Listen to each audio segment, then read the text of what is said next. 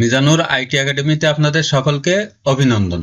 আজকের এই ভিডিওতে আমি এক্সেলের 6টি মৌলিক শর্টকাট কি সম্পর্কে আলোচনা করব, যা আপনার অফিসের কাজের জন্য খুবই গুরুত্বপূর্ণ এবং এক্সেলে আপনার কাজকে একটি পেশাদার স্তরে উন্নীত করবে। আর আপনারা যদি এক্সেলে কোনো কাজ কম সময়ে এবং দ্রুত গতিতে করতে চান, তাহলে আপনাদের এক্সেলের এই শর্টকাট কি সম্পর্কে জানা উচিত। তাই ভিডিওটি সম্পূর্ণ দেখুন। এই শর্টকাট কিগুলো আপনার জন্য খুবই গুরুত্বপূর্ণ। ভিডিওটি ভালো লাগলে লাইক, শেয়ার এবং সাবস্ক্রাইব করে দিবেন। চলুন তাহলে সময় নষ্ট না করে শুরু করা যাক। প্রথমে আমরা যে শর্টকাট কি সম্পর্কে আলোচনা করব তা হলো কন্ট্রোল প্লাস স্পেস। আপনি যদি আপনার ডাটা শিটের কোনো কলাম সিলেক্ট করতে চান, তাহলে আপনি কিবোর্ড থেকে কন্ট্রোল প্লাস স্পেস প্রেস করলে আপনার সেই কলামটি সিলেক্ট হয়ে যাবে। মনে করেন আমি এই ডি কলামটি সিলেক্ট করব, তাহলে কিবোর্ড থেকে কন্ট্রোল প্লাস স্পেস প্রেস করলাম, দেখেন আমার এই ডি কলামটি সিলেক্ট হয়ে গেছে। আবার মনে করেন আমি এই জি কলামটি সিলেক্ট করব, তাহলে আমার কার্সারটা আমি এই কলামের যে কোনো একটা সেলে রাখবো। মনে করেন আমি এখানে রাখলাম, রাখার পরে কিবোর্ড থেকে কন্ট্রোল প্লাস স্পেস প্রেস করলাম, দেখেন আমার এই কলামটা সিলেক্ট হয়ে গেছে। এভাবে আমরা খুব দ্রুত আমাদের ডাটা শিটের যে কোনো কলাম সিলেক্ট করতে পারি। এরপর আমরা যে শর্টকাট কি সম্পর্কে আলোচনা করব তা হলো শিফট প্লাস স্পেস। মনে করেন আমার এই একটা ডাটা শিট আছে, এখান থেকে আমি যে কোনো একটা রো সিলেক্ট করব। আমি যে রোটা সিলেক্ট করব, আমার কার্সারটা যে কোনো একটা সেলে রাখবো। রাখার পরে কিবোর্ড থেকে শিফট প্লাস স্পেস প্রেস করব, দেখেন আমার এই রোটা সিলেক্ট হয়ে গেছে। আমি যে রো সিলেক্ট করতে চাই না কেন, আমার কার্সারটা সেখানে রাখবো, সেই সেলে রাখবো। রাখার পরে কিবোর্ড থেকে শিফট প্লাস স্পেস প্রেস করলে আমার সেই রোটা সিলেক্ট হয়ে যাবে। আমরা মাউস ব্যবহার করেও এভাবে সিলেক্ট করতে পারি, কিন্তু আমরা যদি কিবোর্ড শর্টকাটের মাধ্যমে সিলেক্ট করতে চাই, তাহলে আমরা শিফট প্লাস স্পেস প্রেস করব, তাহলে আমার সেই রোটা সিলেক্ট হয়ে যাবে। এরপর আমরা যে শর্টকাট নিয়ে আলোচনা করব তা হলো কন্ট্রোল শিফট এবং প্লাস। মনে করেন আমার এইখানে একটা এই যে সাতক্ষীরা ডি কলাম আছে, ডি কলামের আগে একটা কলাম ইনসার্ট করার দরকার। তাহলে প্রথমে আমরা এই কলামটা সিলেক্ট করব।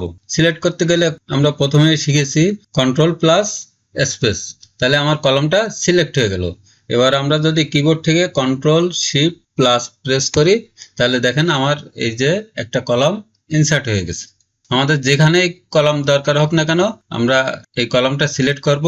সিলেক্ট করার পরে কিবোর্ড থেকে কন্ট্রোল শিফট প্লাস প্রেস করব, তাহলে আমার তার আগে একটা কলাম তৈরি হয়ে যাবে।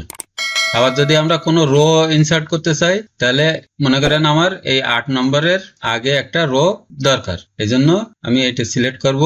সিলেক্ট করার পরে কিবোর্ড থেকে কন্ট্রোল শিফট প্লাস প্রেস করব, দেখেন আমার এই 8 নম্বর রোর আগে একটা রো তৈরি হয়ে গেছে।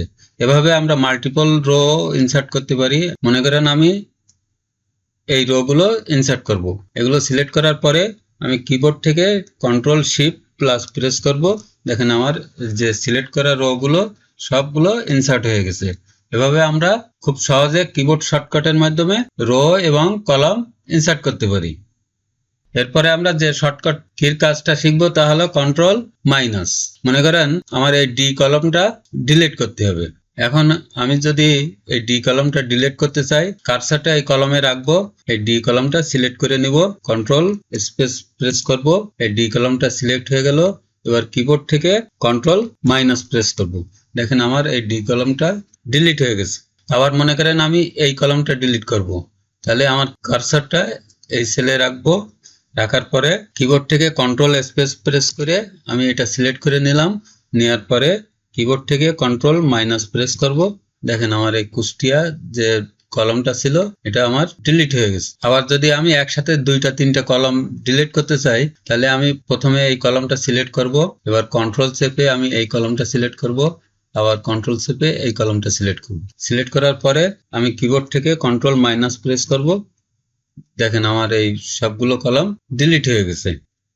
আমি আবার এগুলো ফিরে নিয়ে আসি। আবার যদি আমি কোনো রো ডিলিট করতে চাই, তাহলে আমি সেই রোটা সিলেক্ট করব।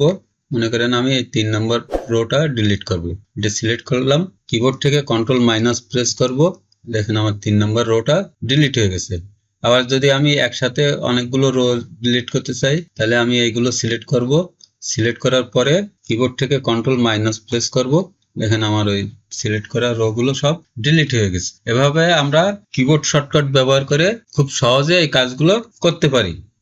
এরপরে আমরা যে শর্টকাট কির কাজটা শিখবো তা হলো কন্ট্রোল প্লাস ট্যাব। মনে করেন আমি একটা ওয়ার্কবুকে কাজ করছি, এখন আমার আরেকটা ওয়ার্কবুকে যাওয়া লাগবে।